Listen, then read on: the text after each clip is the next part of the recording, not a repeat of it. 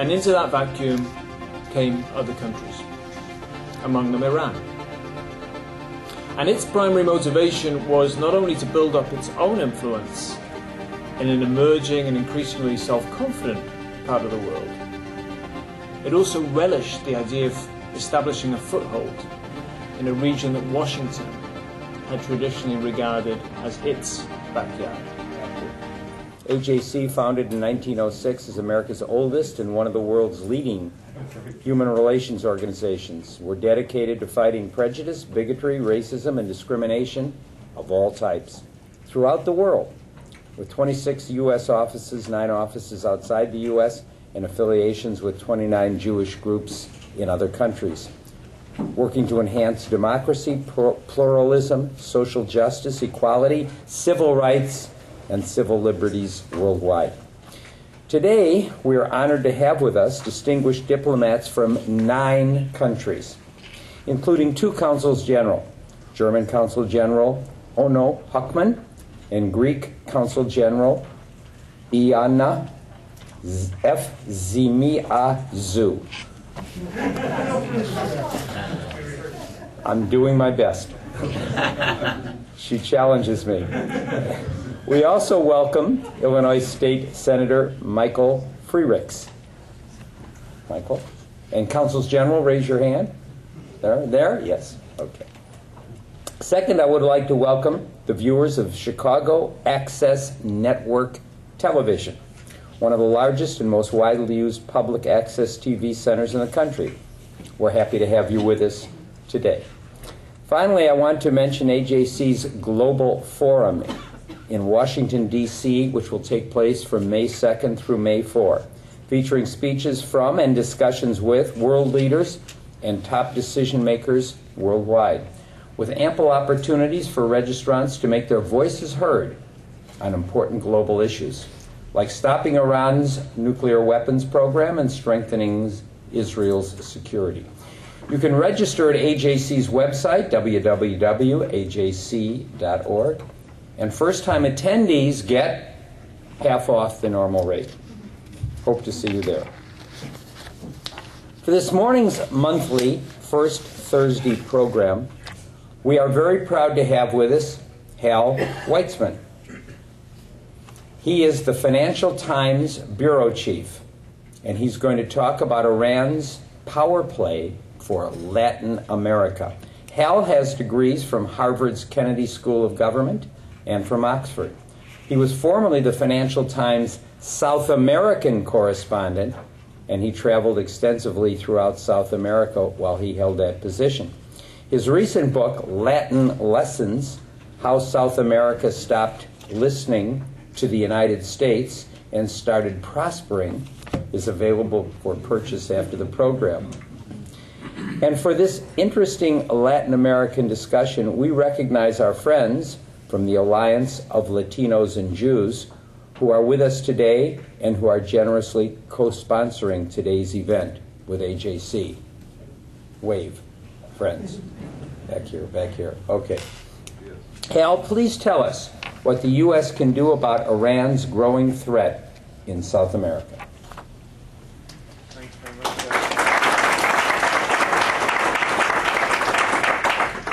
Well, thank you very much, Jack. And I want to thank the AJC and the Alliance for hosting me this morning. It's also very welcome to have breakfast, because this for Jewish people, this sort of limbo period when kitchens are normally out of bounds, so the only place to get real food is out of the house.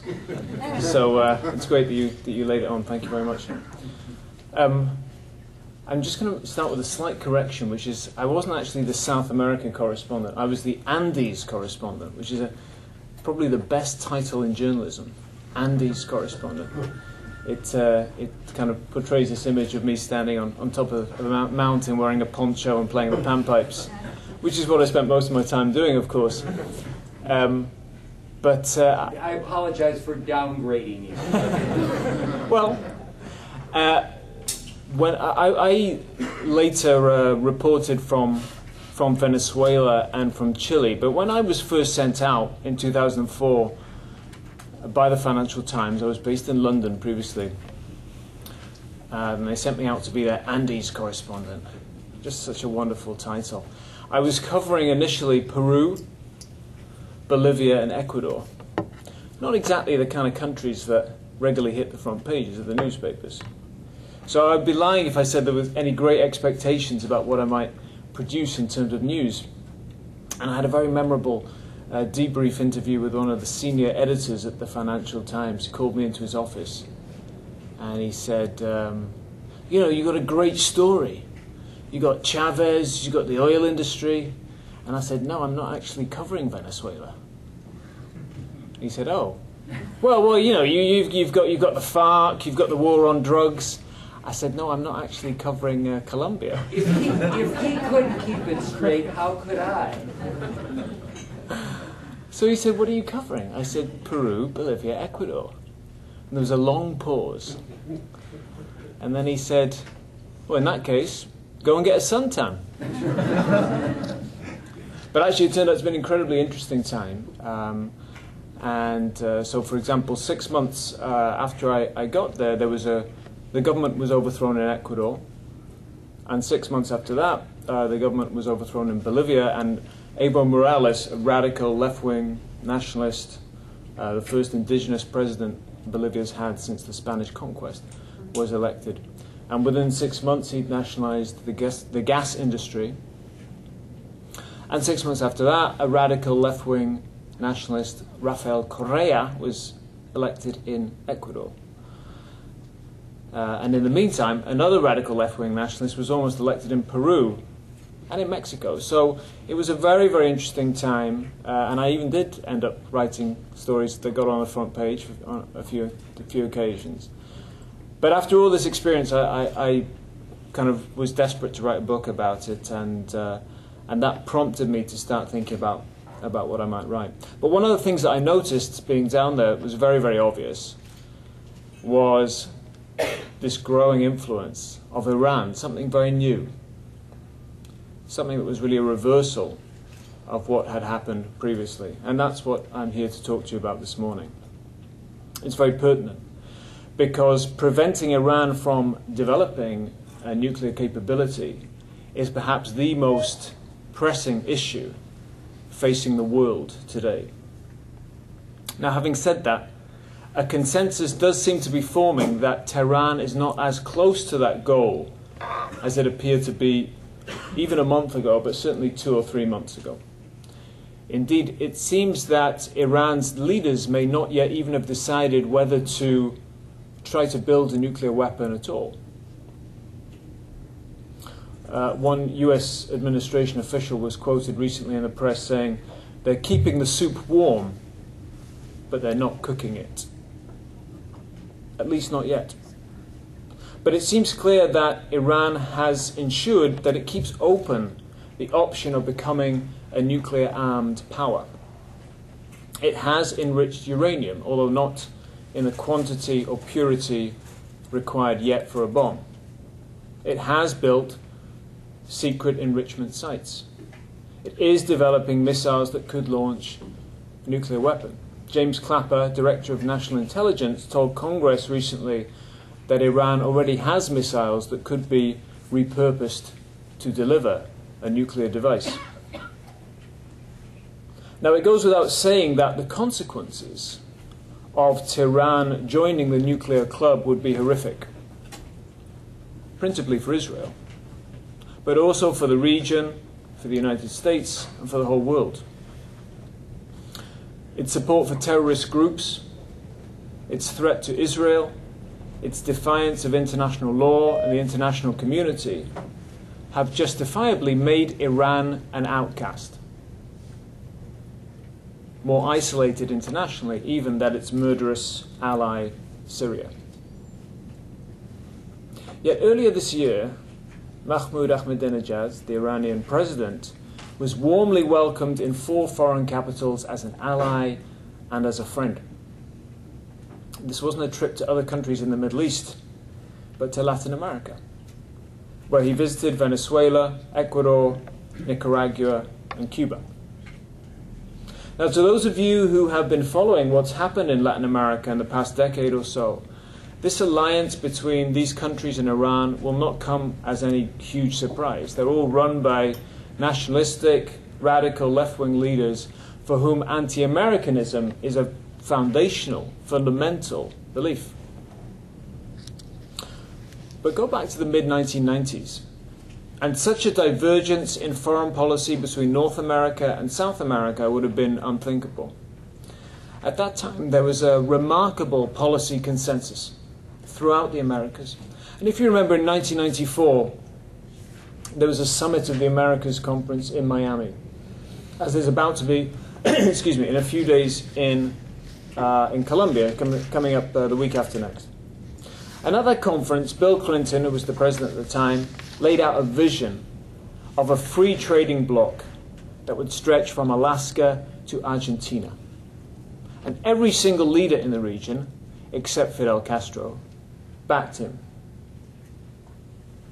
The same year, a car bomb exploded outside the AMIA Jewish Community Center in Buenos Aires, killing 85 people and injuring more than 300. It was Argentina's bloodiest ever terrorist incident. After years of cover-ups and bungled investigations, in 2006, Argentina formally accused Iran of directing that attack and of Hezbollah of carrying it out.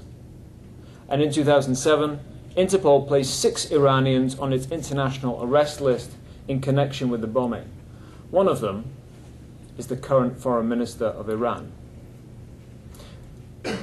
Just last week, Argentina said that it will charge former President Carlos Menem with having mismanaged the investigation into the AMIA bombing, which is good news. The AMIA bombing wasn't the first terrorist incident in South America aimed at Jews.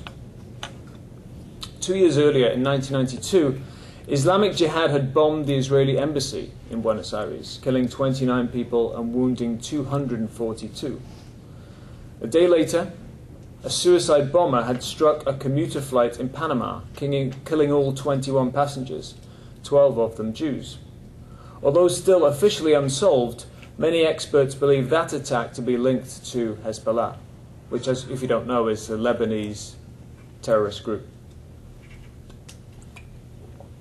So 15 years or so ago, the US was demonstrating real leadership and winning real support across Latin America, while Iran was a pariah whose presence in the region was linked to these bloody, violent terrorist attacks.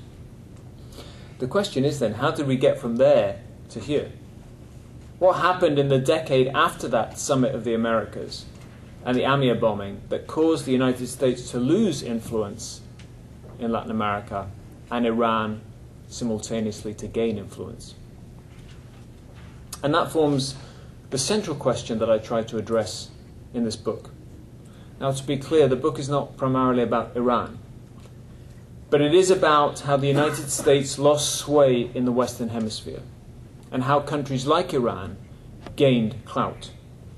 It's about the consequences of that and about what Washington could do to rebuild its influence in the region. Well, I'll touch on those issues today, but there's more detail in the book, which I recommend as great Passover reading. After the Haggadah, obviously. Now, there's a popular narrative in foreign policy circles that the United States doesn't care about Latin America.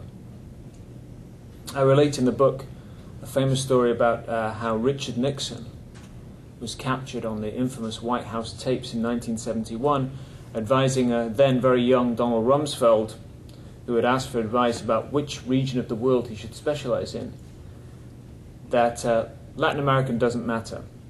Long as we've been in it, people don't give one damn about Latin America. Isn't it impossible to quote Nixon without trying to do a slight impression of Nixon?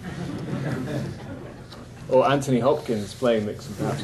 Ronald Reagan, in the 80s, was talking to reporters on Air Force One on a trip back from the region. He memorably said to them, "You'd be surprised, they're all individual countries." But in fact, since the Monroe Doctrine in the 1820s, there's been a long history of US involvement in the region, both for good and for ill. US corporations have long looked to Latin America for commodities, from oil to bananas. The US military was involved in countless interventions in Latin America throughout the 20th century. Latin America was an important front line in the Cold War. More recently, the US has pushed free market economics and democratic reform in Latin America. Of course, the US has not always been loved south of the border, but for 170 years there was no doubt that America was the most influential country in the region. Yet in the past decade, this long history of US involvement and influence has been overturned. And I would argue that US influence has never been lower in Latin America than now. Now, the main reason for that is because the United States voluntarily withdrew from the region after 9/11. The administration of George W. Bush had initially made some efforts to put Latin America, particularly Mexico, at the heart of his foreign policy. But 9/11, of course, changed all that, and the focus very quickly moved to combating this radical, violent, fire-breathing Islam or Islamism. Latin America slipped down a long list of foreign policy priorities at the State Department, and it's remained pretty much near or at the bottom ever since. And in the eyes of several high-profile writers in recent years, Latin America became the forgotten continent, or the lost continent. Interesting idea, because the assumption there was it was forgotten because it was forgotten in Washington. But it was not forgotten in Tehran. And for that matter, it was not forgotten in Beijing or in Moscow. And because the United States have been so heavily involved in Latin America, more or less since the countries in the region gained their independence at the start of the 19th century, its abrupt withdrawal created a power vacuum. And into that vacuum came other countries, among them Iran. And its primary motivation was not only to build up its own influence in an emerging and increasingly self-confident part of the world, it also relished the idea of establishing a foothold in a region that Washington had traditionally regarded as its backyard. Now, it's no coincidence that this initiative from Tehran has come since Mahmoud Ahmadinejad was first elected in 2005. Ahmadinejad saw that the US had effectively withdrawn from the region. At the same time, he saw that there was a surge in this radical left-wing nationalism in South America. And this offered the Islamic Republic the perfect opening both to rehabilitate its reputation in the region that had been so damaged by the Amir bombing and the other bombings. It saw the region as being strategically critical. Now, this campaign has seen Iran embark on a diplomatic offensive in Latin America aimed at building a range of political and commercial ties. Tehran has found new allies among this wave of radical left-wing presidents, chiefly Hugo Chavez in Venezuela, Evo Morales in Bolivia, Rafael Correa in Ecuador. These leaders view Iran as a doughty David standing up for its national sovereignty against the imperialistic Goliath of the United States, a myth that chimes with the history of US military intervention in Latin America. And on this basis, Ahmadinejad and Chavez have declared a strategic alliance. But Tehran's growing influence in South America has not been limited to Venezuela, Bolivia, and Ecuador. It's also included more market-friendly governments that are less easily dismissed as anti-American in their outlooks. Since Ahmadinejad came to power, Iran has opened 6 new embassies in Latin America, including in conservative right-of-center countries like Chile and Colombia, both of which have pro-American governments that have signed free trade agreements with the United States. Now, this may not exactly be a heartwarming development, but does it really matter? I mean, if we follow Nixon's approach that no one really gives a damn about Latin America, why do we care that Iran has growing influence there? I want to offer three main reasons this morning. First, because there are signs that Iran's growing influence does have some real, tangible effects. Second, because Iran's forays into the region have been followed by terrorist groups such as Hezbollah, which see Latin America as an important strategic base for their operations. And third, because we should be concerned about how these developments have made life uncomfortable for Jewish communities, particularly in Venezuela. So let's deal with those three in turn. First, what are these real tangible effects that I'm talking about? Two events highlight why Iran's growing clout in Latin America is a threat and not simply a concern. One was a report in 2010 by Die Welt, the respected German newspaper, that Caracas had struck a deal with Tehran, allowing Iran to establish a missile base in Venezuela. Now, the report set off loud alarm bells in the United States. Here was one of America's loudest, most outspoken, most vociferous opponents in the Western Hemisphere, reportedly hosting a missile base for a radical Islamist power bent on acquiring nuclear capability. In fact, Chavez has long expressed support for Tehran's nuclear program. As far back as 2006, he said he favored Iran's plan to produce nuclear energy, although he's distanced himself from the pursuit of nuclear weapons and publicly broke with Ahmadinejad's call to wipe Israel off the map.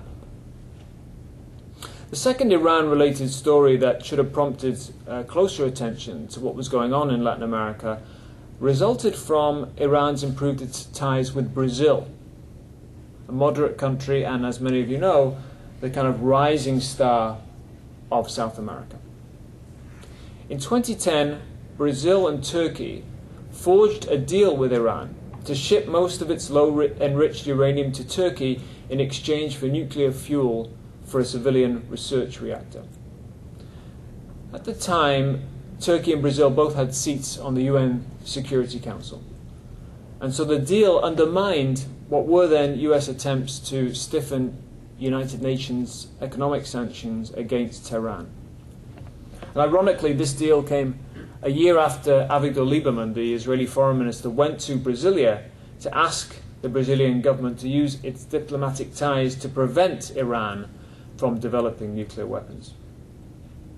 If you remember back, Hillary Clinton, Secretary of State, was seething when she found out about the deal.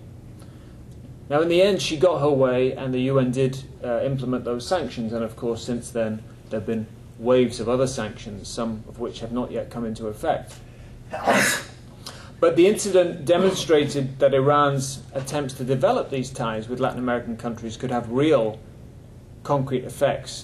They could limit the scope for action for other countries. In general, I think that the growing friendship between Iran and Latin America has undermined some of our efforts to isolate the Iranian leadership. That attempt requires not only countries around the world to shun Tehran, it's also aimed at getting the Iranian people themselves to turn against their government. Yet Ahmadinejad was able to use his recent trip to Latin America to help him at home by showing that he had international allies right in America's backyard. Now, in the time since I wrote this book, events have changed very fast. I gave a similar talk to this 2 months ago at Anshe Emet Synagogue on the north side. And at the time it seemed very strongly that we were heading into an endgame with Tehran. Ehud Barak, if you remember, the Israeli defense minister, was warning at the time that there was only a few weeks for action. And Leon Panetta was telling people in Washington that he expected Israel to attack Iran sometime between April and June. Since then, views seem to have calmed somewhat, but it's still possible, very possible, that we could be dragged to the brink of a confrontation within the next 6 months, year. At some point this year, a military strike on Iran may well become inevitable. But in the meantime, it would be unwise not to do as much as possible in diplomatic and commercial terms to isolate Tehran and put pressure on the regime to step back from the brink. I mean, really step back, not just to offer to negotiate. We may eventually have to take military action, but we should do so because Iran failed to respond to international isolation, not because we failed to isolate them completely. The second reason why we should care about Iran's ties in Latin America is because it's been accompanied by a sharp increase in activity by Islamic terrorist groups. And this came into sharp relief last October when US government agents claimed to have uncovered a plot that sounded like it came from the pages of a spy novel or a trailer for a Hollywood blockbuster. It involved a disheveled Iranian-American used car salesman living in Corpus Christi, Texas, but secretly acting on behalf of Tehran, recruiting an explosives expert from a Mexican drug cartel to assassinate Saudi Arabia's ambassador to the United States. It sounds unbelievable, but allegedly this is a real plot. He was offered $1.5 million to plant a bomb in a restaurant in Washington, D.C., and then to bomb the Israeli embassies in Washington and the Saudi and Israeli embassies in Argentina. The plot was detailed in a federal indictment brought by the US Attorney General and the FBI. Now, outrageous as the alleged attempt to shed blood on US soil was, perhaps more alarming was the idea of an operational alliance between the Quds Force, which I'm sure you know is a covert intelligence group within the Islamic Revolutionary Guards, and the Zetas, which is a drug cartel founded by former Mexican commandos. The prospect of an alliance between two such disparate groups, one controlled by a violent rogue regime, the other a criminal gang with tentacles on both sides of the US-Mexican border, is deeply troubling. In January, the State Department expelled Venezuela's consul general in Miami after a documentary on Univision, the Spanish-language network, presented evidence that she was collaborating with officials from Iran and Cuba to carry out a cyber attack on the United States. There's also a wealth of evidence that Hezbollah and other terrorist groups are involved in drug trafficking and are using Latin America for money laundering. The US disengagement with the region has allowed this kind of activity to go unchecked. There was a point made just a few days ago by Martin Dempsey, chairman of the Joint Chiefs of Staff, on his first trip to Latin America. Dempsey said he was worried that the smuggling networks that are used today to move illegal drugs to the US could become tomorrow's path for a terrorist bomb. And Dempsey said, quote, "This network can move anything. It'll go to the highest bidder. So looking to the future, it's certainly in our interest to do what we can to help the nations in this region to break those networks," unquote.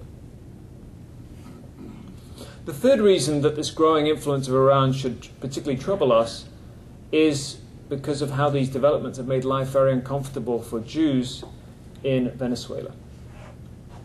As Chavez has grown closer to Ahmadinejad, the situation for Venezuela's Jews has worsened. And I have a whole chapter in the book dedicated to this subject. When I was in the country in 2007 to report what was happening for JTA, the Jewish news agency, about half the community had left since Chavez had won power nearly a decade earlier. And there were about 15 to 20,000 Jews left at that time. Since then, that number has halved again. Now, in part, that's because Chavez has made the wealthy the target of his frequent outbursts. But his vehement support for Iran and corresponding anti-Israel views have specifically made Jews feel as if they're no longer welcome in Venezuela. In 2005, Chavez noted in his annual Christmas Eve speech that, quote, the descendants of those who killed Christ had taken possession of all the wealth in the world. Israel's conflict with Hezbollah in 2006 unleashed a wave of anti-Semitism in Venezuela, with one anti-Israel demonstration culminating in a rally outside Caracas' main Sephardi synagogue, at which the protesters daubed on the walls slogans such as Jews, killers, leave, Zionist baby killers. In 2009, when Israel was fighting in Gaza, Chavez called on Jews to declare themselves against Israel's actions. Don't Jews repudiate the Holocaust? He said. With this kind of rhetoric from the government, it's no surprise that Jews are leaving Venezuela every day. Now, Iran's growing influence in Latin America hasn't passed the United States by. Washington has imposed sanctions against Venezuela's state-owned oil company, PDVSA, after it shipped Reformate, a gasoline blending component, to Iran. The Venezuelan Military Industries Company was also sanctioned for dealing with Iran. A few years back, the US Treasury imposed sanctions on the subsidiary of an Iranian bank in Venezuela, saying it was helping fund weapons development back in Iran.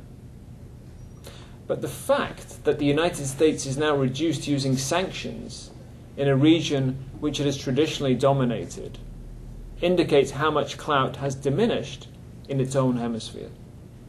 And that has hampered our efforts to collect intelligence on the activity of terrorist groups in the region, not to mention to secure the collaboration of Latin American countries in thwarting this kind of activity.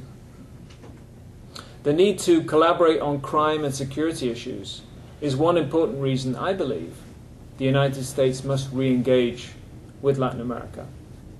It may now be too late to make any difference in the case of Iran.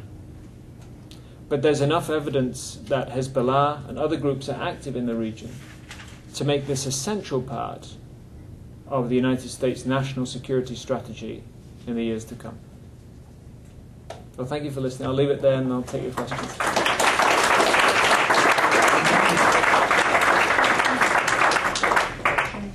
Okay, yeah. Any questions? Questions? Yes. There obviously has always been a left-wing movement in South America.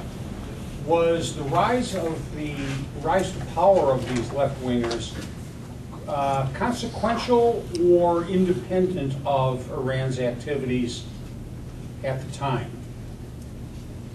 You mean, did Iran help Did Iran get them help, or elected? did these things just happen indigenously? That's a good word, actually, indigenously for Latin America.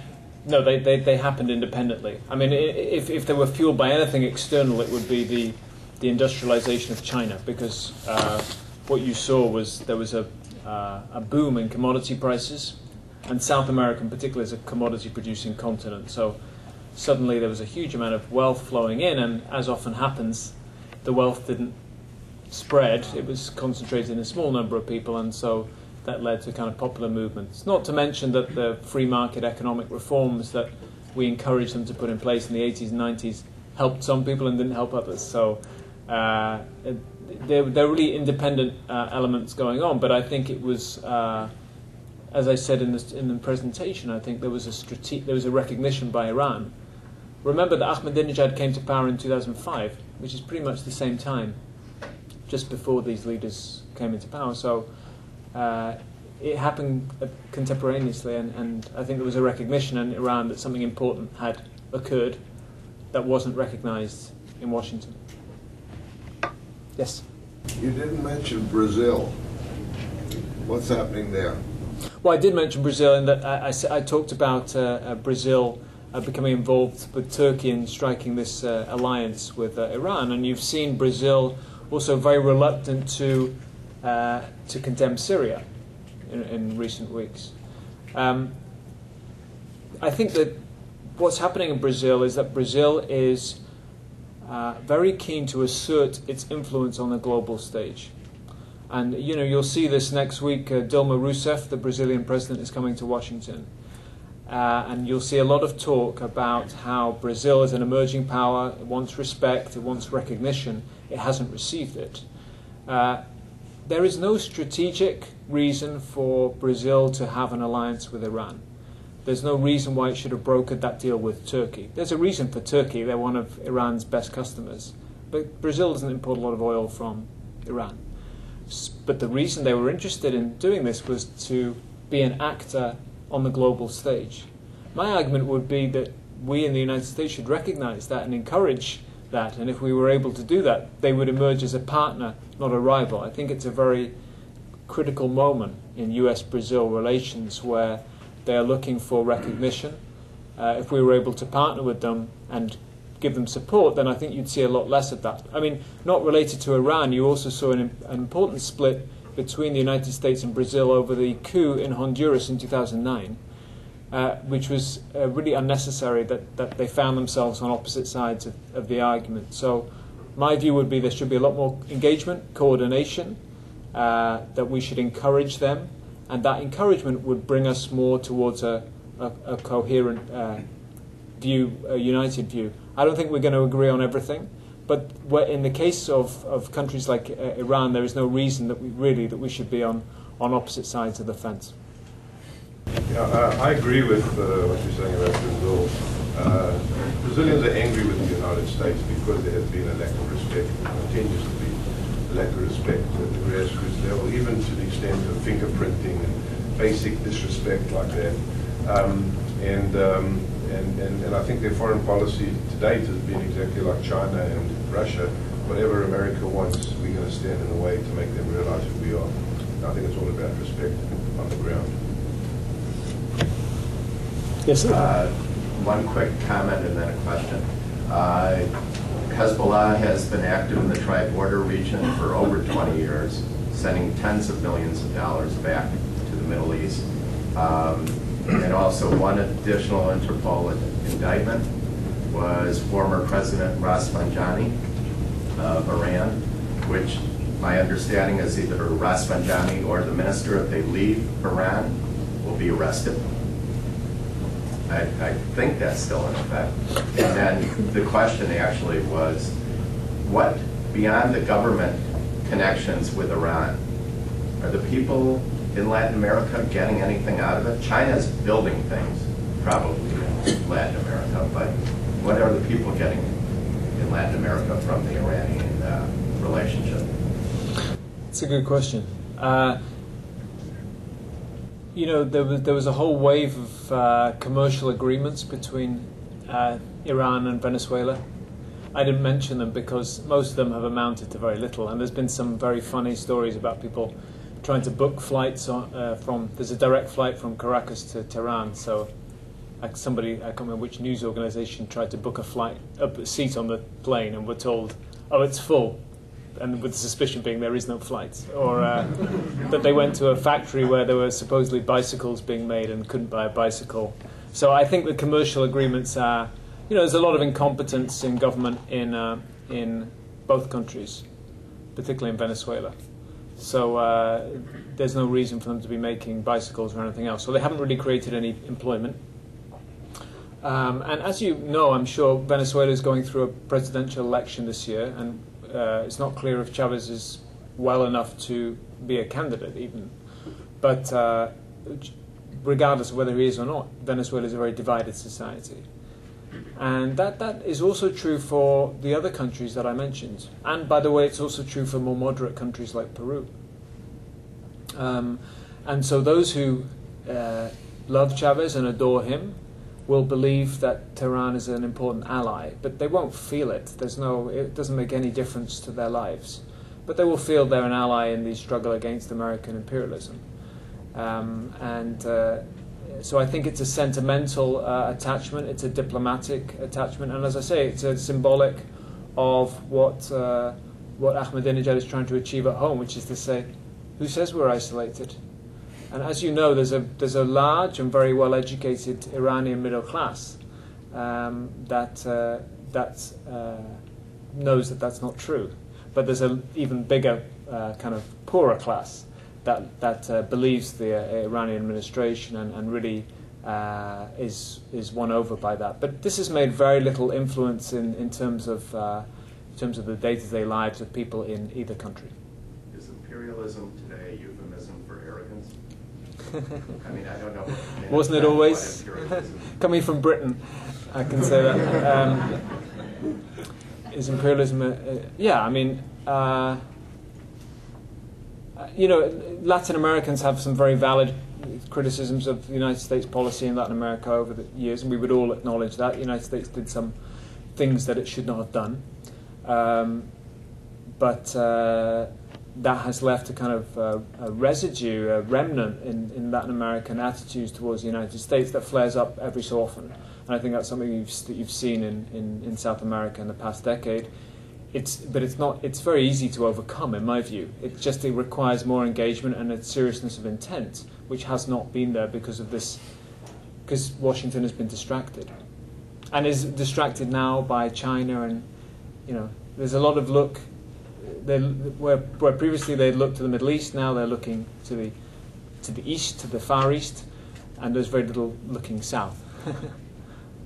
Yes, sir.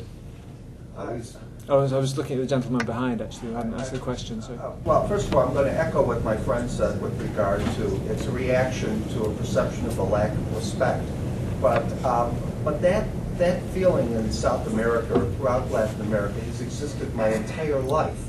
I look at it slightly differently than you because notwithstanding the conference that Bill Clinton hosted and certain other events, my entire life I've been exposed to the fact that Latin America has never really received the attention that perhaps it merits and as a result, there's been at best an ambivalent relationship between the United States and those countries.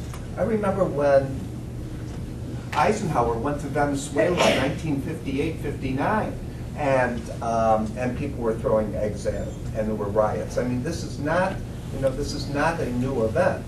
The difference, though, and this is where I tend to agree, is that the economic influence of Latin America has grown significantly in recent years, and we really do have to, engage more directly. Now, my question: have you seen over the last 3.5 years, with the change of administration, any greater recognition on the part of the United States of this fact? Yeah, I mean, I agree with what you said. There has, just to go back to your statement, that yes, there has always been anti-Americanism, as we mentioned earlier, and yes, the difference now is that Latin America is much more economically important and will be. I mean, it may be unsustainable in certain countries, but as a region it's going to progress and become more important in the world, and politically it's likely to become more important in the world as well, particularly Brazil. There has been some recognition. It's largely been rhetorical, and we've seen this before, as I said, with the Bush administration, with previous administrations. They often go through waves where they say Latin America is very important, and then they forget about it the next day. So we've seen that, and obviously we've seen, and President Obama is going to Colombia in a couple of weeks for the Summit of the Americas, and I'm sure there'll be another declaration of how important Latin America is. But we're almost at a stage where it needs to go beyond that, to not necessarily to a big initiative or to another free trade agreement, which is unlikely with a country like Brazil, but with a new kind of approach, whether it's for example, I'll give you an example, which I give in the book, is the war on drugs. I mean, there's a kind of widespread recognition in the region that the war on drugs is not working as currently formulated. Whether it needs to be scrapped or reformed is a matter of debate. There's been very little recognition in the US that this 30-year-old policy has made no difference in terms of restricting the quantity of drugs that come to the United States, and it's had terrible collateral damage. As we know, 50,000 people killed in Mexico in drug-related violence in the past 7 years. So there has been some recognition. There's been very little action. Would be my response. But every administration goes through this. The Bush administration went through the same process. The danger for Latin America, ironically, given the title of this talk, is that the focus once again goes to Iran and Syria, and they're sort of left behind. But as you pointed out, the difference is now they could be independent actors themselves. I mean, incidentally, if you remember back to the argument in the United Nations about Palestinian statehood, which is kind of fizzled, but at the time it was a very heated debate. Latin American countries were right at the forefront of recognizing Palestine as an independent state. So they're already doing it. Sort of, they're already creating their own independent foreign policy. Two more questions. Yes. Also, we should not forget the human rights in Iran.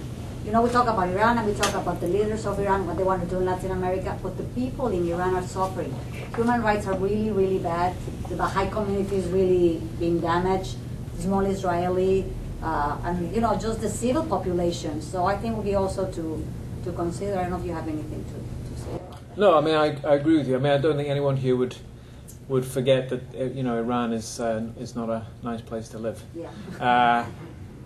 But it's almost. I think the question is almost bigger than that at the moment. As I say, any attempt to try to get the Iranians to rise up against their leaders, which they have done, did in 2010 after the election, has so far, not been successful. Whether that's because they fear that there'll be a Syria-style crackdown, or whether they're just not convinced that this is the issue. I mean, as I understand it, there is a fair amount of support in Iran for developing the nuclear capability, not necessarily only among die-hard supporters of the president. It's a pretty nationalistic country, and they feel they have a sovereign right to have the capability if considering that Israel has the capability. So yes, it's a repressive regime, occasionally brutal regime, and Syria maybe has taken attention away from that because they're being even more brutal right this second. But absolutely, thank you for that.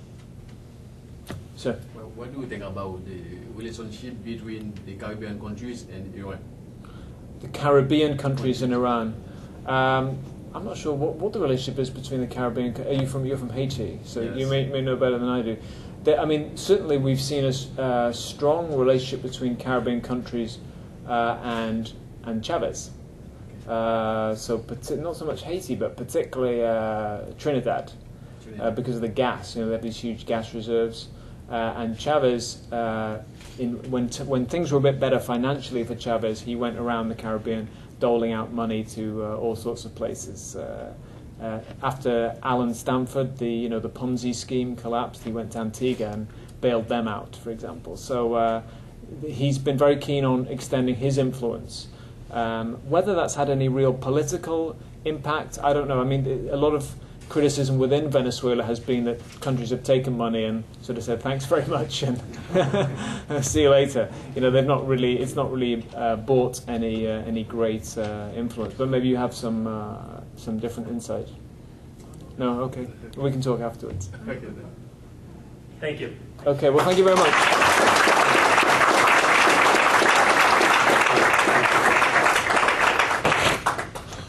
Thank you so much, Hal. And we do have copies of Hal's book outside. If anyone's interested, please speak to us afterwards.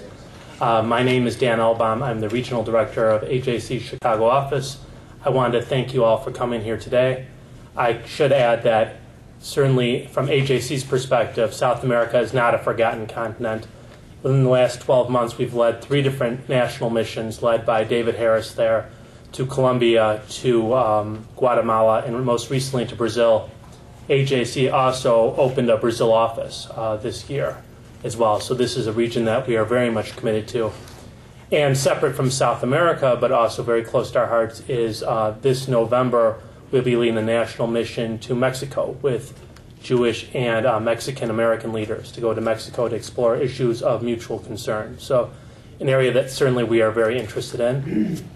We will not be having a May 1st Thursday. That is because of the Global Forum, which I'm sure everyone here will be at, so it wouldn't matter in terms of that. That is our annual meeting in Washington. As Jack mentioned, we look forward to seeing many of you there.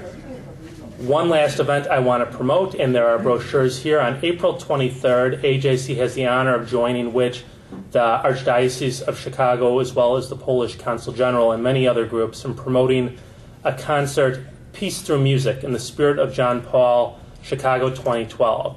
This is a concert in honor of the first anniversary of the beatification of Pope John Paul II. Pope John Paul II is someone who is very close to, obviously, the hearts of the Catholic community, but lest we not forget, someone also very close to the hearts of the Jewish community. This was the first pope to ever visit Israel. This was the pope that during his papacy, the Vatican and Holy See officially recognized Israel and began diplomatic relations. This was the first pope to ever visit a synagogue. And also, through his papacy, we began to see the institutionalization of a very close relationship between Catholics and Jews, something that has continued past his papacy. It is our honor to participate in this conference. I'd urge everyone here to attend and pick up a brochure, and we look forward to seeing you there on April 23rd. Thank you all so much.